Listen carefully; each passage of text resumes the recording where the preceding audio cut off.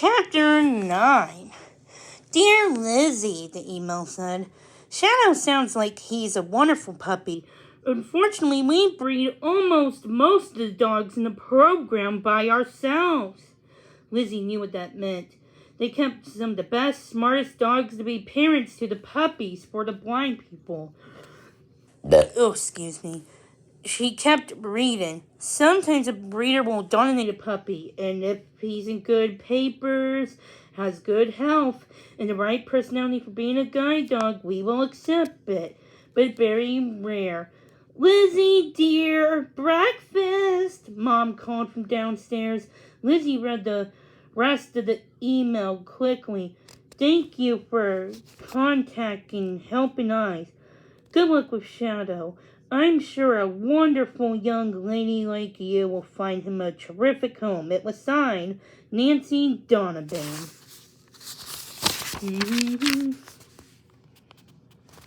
Downstairs, Lizzie plopped down in a chair and found her cereal bowl. Shadow trotted over her and started to attack her slipper and bark at it. But not even this could make her smile. Charles just gave her a what happened kind of look, and she just shook her head. He got the message. The answer was no. What's the matter, honey? Mom asked. Nothing, Mom, Lizzie said. It's just maybe we found Shadow a home, but it's probably not going to work out. Mom nodded. She can tell Lizzie didn't want to talk about it anymore then. You're good about... Mom was good about that.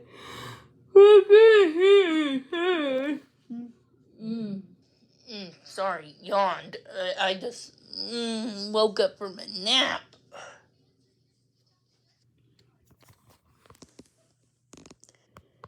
And she said, because this puppy needs a good home. Soon!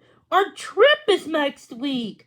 Charles looked down at the Bean and Shadow, who were rolling around the floor wrestling. He does look pretty happy here, Mom said. He does, admitted Mom, but... We know, Lizzie said. Charles joined. This family is not ready for a full-time dog, kids. I'm sorry. They said together. On the way to school, Lizzie told Charles about the Helping Eyes people and what they said. But if only they can meet Shadow, Charles said. They could take him in a minute. He sure does have papers, and he's definitely a very healthy dog. I know, said Lizzie. See, and I think he has the right personality too. But those jerks aren't even interested in meeting him. Well, maybe we can get them interested, said Charles. That got Lizzie thinking. At lunch that day, she told Maria about what Helping Eyes had said, and Maria agreed with Charles. I have a digital camera, she said. I got it for my birthday, and I already used to learn it. Maybe we can take some pictures of Shadow and send them to the Helping Eyes people. Maybe if they see him, they'll start to understand how much of a great dog he is.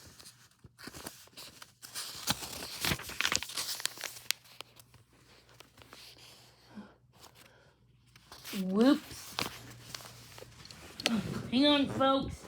A pain in the rear TV to deal with. Do.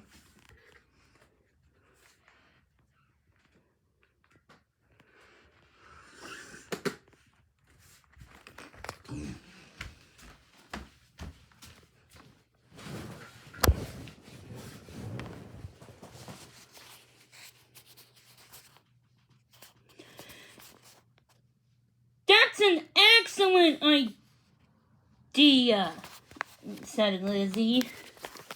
Ooh.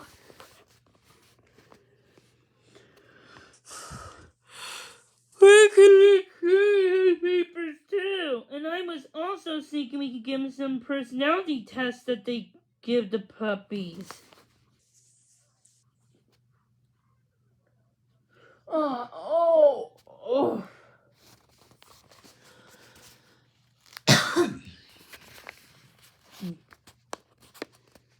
I read about them last night.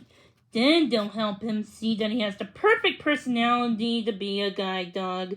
Maria came home from school with Lizzie and Charles. Shadow and the Bean met them all from the door. The Bean had peanut butter all over his face, and Shadow was helping him out by licking him. "Oh, what a serious little face," Maria said when she saw Shadow. "He's adorable." She smiled at the Bean. "And you're pretty cute too, little guy," she said, "even with peanut butter all over you." The Bean smiled and wolfed back at Maria. She laughed. Then she scooped Shadow to her arms. "How about a puppy hug?" she asked.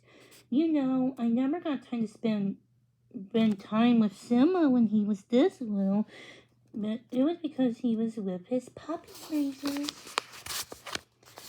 Shadow liked this new girl, even though she did not have peanut butter on her face. He wanted to lick her chin.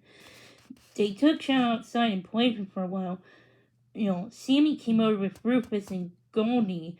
If you remember my first read-along from back in October of last year, then you might remember Goldie. And all three dogs tore around the backyard. "Well, that's one of the first tests," said Lizzie, making a note with a little black notebook she was carrying. "Shadow gets along with other dogs." Maria snapped in a few pictures of the dogs playing. "What other tests are there?" asked Charles. "I'll explain as we go along," Lizzie told him. "Hey, Sammy, why don't you take Rufus and Goldie home so they don't distract Shadow? And Charles, can you find an umbrella and a tennis ball? Oh, also, find an empty soda can and put some coins in it and keep it taped shut." She knew she sounded bossy, but they just didn't have much time. Charles was curious. "What's all that for?" he asked. It sounded like some kind of scavenger hunt. "Ooh, you'll see," Lizzie said. The boys took off, and Maria and Lizzie played some more with Shadow. When the boys and Charles and Sammy came back, Lizzie said it was time to start testing. "The first test is to see how easily Shadow gets scared by new things," she said. She took the one umbrella that Charles found. It was her old pink Barbie one she found from second grade, and coded over to Shadow.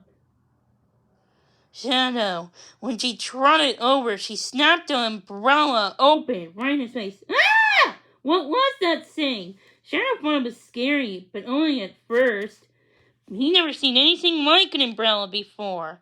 Shadow knew he had to figure it out, and he would give it a good sniff. Shadow stopped short. He frowned and tilted his head, looking that way and that way. He stared at the umbrella. Lizzie put the umbrella on the ground upside down. "Come on, Shadow," she said. She patted the umbrella. The little pup looked at her.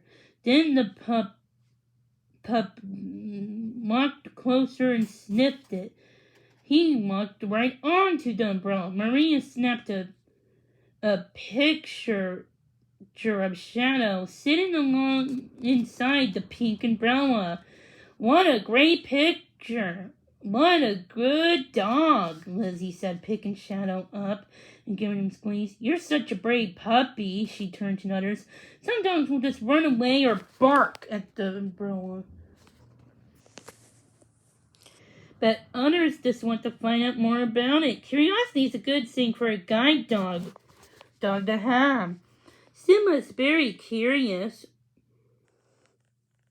Maria said, and nodded. He's always sniffing around and making sure things are safe for my mom." Lizzie smiled. "Simba would be a great role model for any puppy," she told her friend. Lizzie felt so lucky. Not only did she had a great, cool new friend, but a friend that knew all sorts of things like dogs. Lizzie could tell that she and Maria were going to have wonderful times together.